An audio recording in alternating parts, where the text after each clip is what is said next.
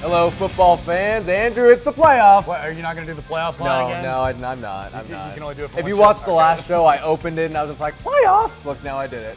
Yeah, there you go. The Permian Panthers accomplished a great deal by coming just short of a shared district title, making it into those playoffs. Blake Phelps' second year, but Mojo would need to up their game in this postseason because their opponent, Arlington's Sam Houston, is filled with gifted and very fast athletes. So out to Ratliff we go on a chilly night, a great feeling for Permian fans. Both of these teams were fired up. Now a few punts for both to start, but then Heath Wood uses play action to find Taylor Thompson streaking down the middle of the field. Mojo's moving with a big gain. The very next play, Brandon Bailey takes the handoff, and there he goes. 20-plus yards untouched. Mojo jumps on Sam Houston 7-0, but the Texans come right back in the red zone. Irvin Hill fires a bullet to speedster Darian Flowers. He crosses the goal line easily, just like that. It's a tie ball game. Sam Houston forced a punt. Now they use a fake handoff and end around to Flowers. Check out the speed, but how about the hit by Teron Butler? Woof! That stings. A bit later, Hill can't find anyone. He's looking, he's hit hard. It's a sack and the ball comes loose. Jacob Wheeler is there and Mojo recovers the fumble, but the offense would stall. Only a few seconds left in the half. It's fourth down for the Texans. They go for the end zone, but it's incomplete. The score remains 7-7. Permian dominates in the second half. Mojo's moving on to the second round with a 31-7 win. I'm really proud of our kids.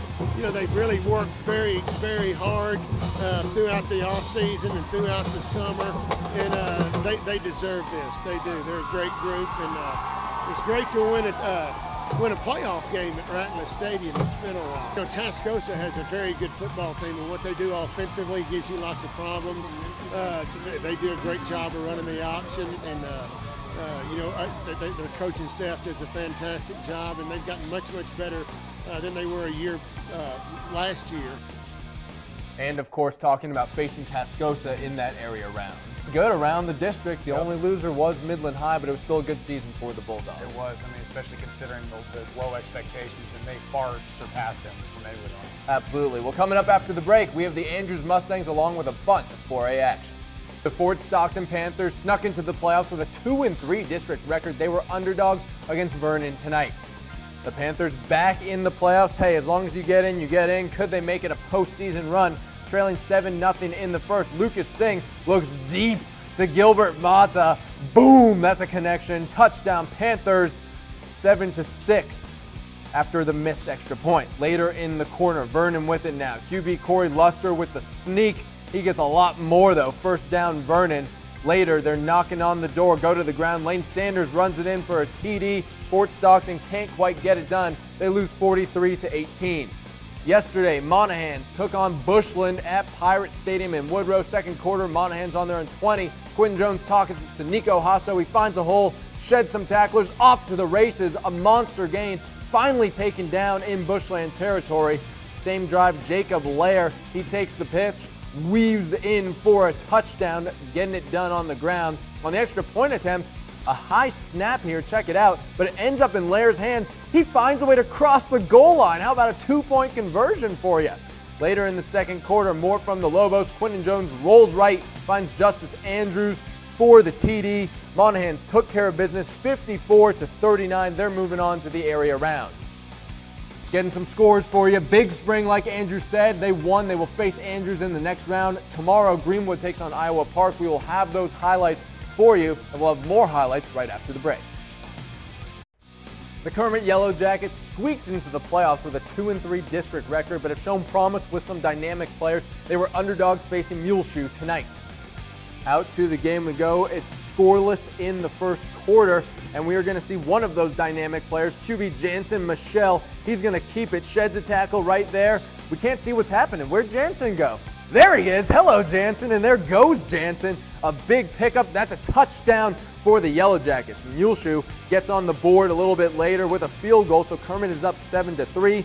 A few series later, Keegan Gonzalez keeps the ball. He's going to score for Muleshoe. That makes it 10-7 at half, and Kermit could just not get it done tonight. They are eliminated 31-7.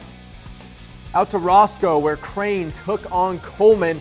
Coleman on the first drive of the game pitch to Jaquan Hemphill. He was a beast tonight. Hurdles a defender. A fresh set of downs after a nice pickup. Finally wrestled to the ground after this big pileup. Later in the drive, the big men up front making big holes for Hemphill. Seemingly walks in for the touchdown here. Golden Crane's defense just can't let that happen, but they do, and it's a touchdown.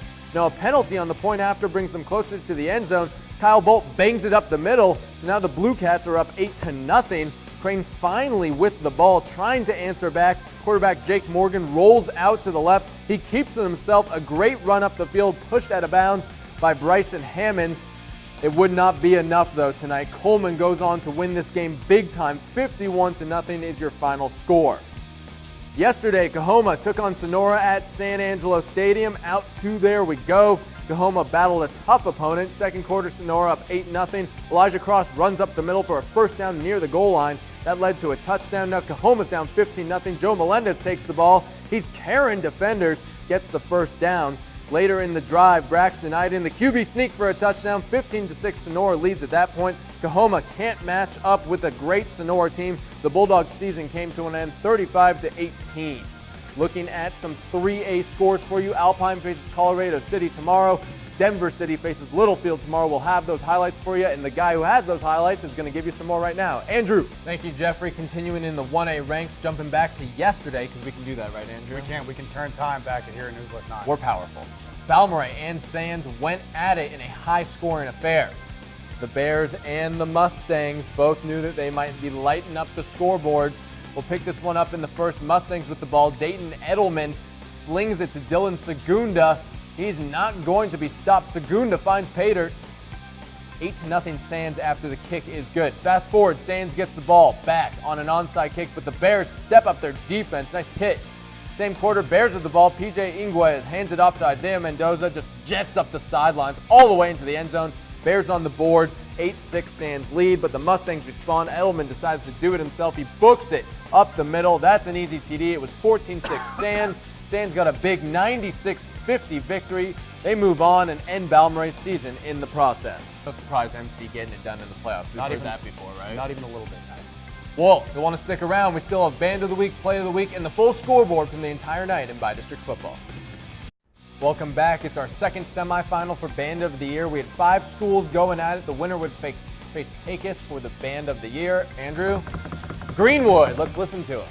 Big pass. He got behind the defense there. But wow, what a night. Permian really showing us something. Permian did. Andrews did. Now Permian Tascosa next week. We got to be excited for that one. This is our second to last show, so we'll be coming back to you next week for the area round. We'll have a full game time show. After that, obviously, we'll keep you up with all the coverage, but next week is our last full show. We're excited to see you. And yeah, have a good night. Bye.